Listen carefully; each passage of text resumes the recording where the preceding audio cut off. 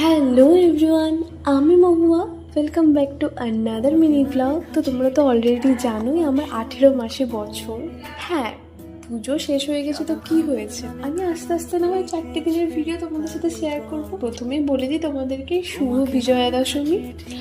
আর আশা করি তোমাদের সকলের পুজো খুব খুব ভালো কেটেছে, আমারও ভালো কেটেছে। তো আজকের মিনি ব্লগটা মেইনলি সপ্তমীর দিনের মিনি ব্লগ।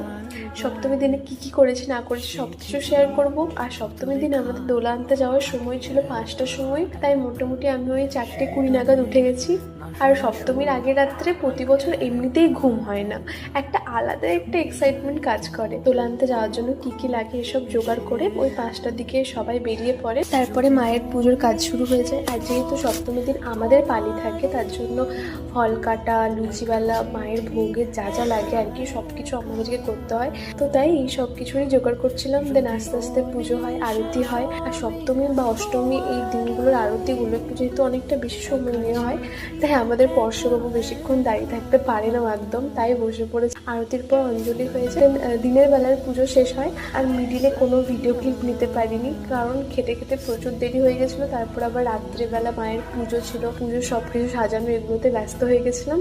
তো দেন আজকের দিনটা শেষ করছি মায়ের সন্ধ্যা আরতি দিয়ে। আমি তো আমার সপ্তমীর দিনটা এভাবেই কাটিয়ে দিয়েছি। আশা করি তোমরাও সপ্তমীর দিনে খুব এনজয় করেছো। তো আজকে ভিডিওটা এখানেই শেষ করছি। Stay tune, by.